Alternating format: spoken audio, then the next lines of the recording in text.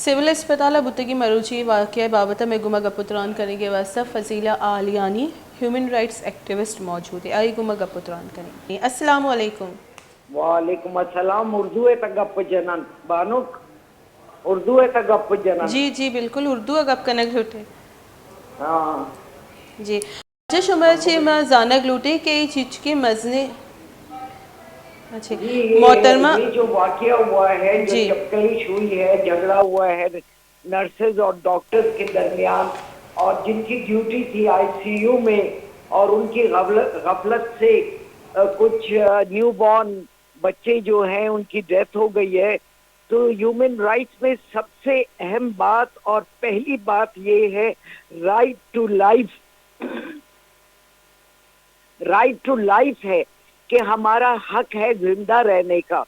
तो वो बच्चे अभी तक इन्होंने दुनिया ही नहीं देखी और इनकी जिंदगी खत्म कर दी गई है इनकी बेपरवाही और सख्त दिली से।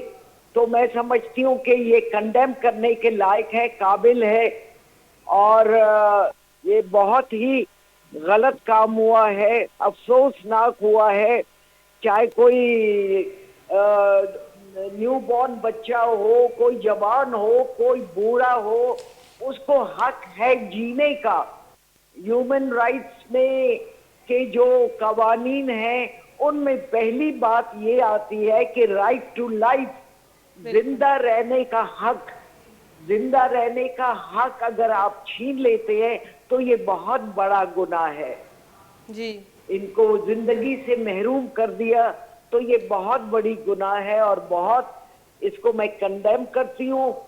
और बलूचिस्तान जैसा सूबा जहाँ का कल्चर हमदर्दी मोहब्बत, आज क्या हो गया वहां पे कि ये हमदर्दियां और ये मोहब्बतें, ये इत्तेफाक, ये अपना कल्चर ही भूल गए। और जो लोग अपने कल्चर को भूल जाते हैं वो इस दुनिया में, इस माशरे में कामयाब नहीं रह सकते।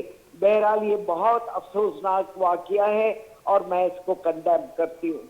जी फजीला साहिबा, आप क्या समझती कि इन नर्सिस पे दोबारा ट्रस्ट किया जा सकता है कि वो एक दफा इस तरह से बच्चों को छोड़ के? जी बिल्कुल भी नहीं। बात तो ये है ना तो इनको कि मुअत्तल या जी हम सही तरह से डील नहीं करते। लेकिन देखे ना, सब मैं जैसे आपको कह रही हूँ ना, मैं ह्यूमन राइट्स कमीशन, पहले ह्यूमन राइट्स कमीशन की मेंबर भी रही हूँ, और वहाँ सबसे ज्यादा अहमियत और पहली बात ये है right to life. Right to life है, जिंदा रहने का हक। जी फजीला साहिबा, क्या समझती इनके खिलाफ क्या कार्रवाई होनी चाहिए? तो मैं देखे ना, अब वहाँ के कवानीन हैं, उनको उस कवानीन, उन रूल्स के तहत उनको, आखिर वो सर्विस रूल्स भी तो होते हैं और बलूचिस्तान के अपने कवानीन भी है ना, उनके तहत इनको डील किया जाए।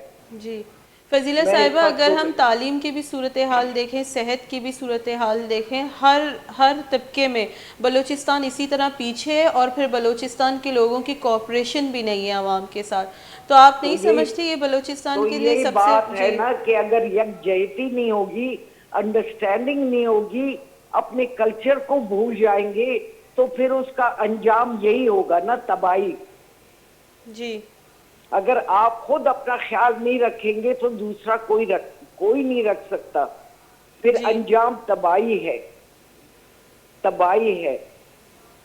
जी फजीला साहिबा, अगर आज के मामलात को देखें तो इसमें सरकार की और हुकूमत की भी जो है सीरियसनेस नज़र आती है।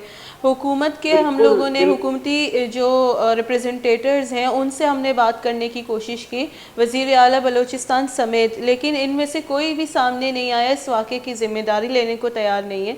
ये आप नहीं समझते बहुत बड़ी बदकिस्मती है सूबे की और कोताही है? बहुत बहुत ये तो गुनाह है। जी जिंदगी लेने का हक सिर्फ अल्लाह को हासिल है और किसी को नहीं। जी ये बहुत बड़ी गुनाह है जी कि उन मासूम बच्चों की जिंदगी इस तरह से खत्म कर दी गई, जबकि उन्होंने दुनिया भी अब तक देखी नहीं थी, और जिसमें उनका कोई कसूर ही नहीं था। वो मासूम बच्चे थे जी बलोचों की तो ये रिवायत रही है कि लोगों को पनाह देते रहे हैं, लोगों को तबाही से बचाते रहे हैं। आज वहां बलूचिस्तान के लोग इस नौबत पे क्यों आए हैं? ये क्या वजह है कि वो अपना कल्चर जो है उसको भूल रहे? बलूची कल्चर को उन्होंने पसे पुश डाल दिया है। और अगर आप अपनी तारीख और अपने कल्चर को भूल जाएंगे तो फिर तबाही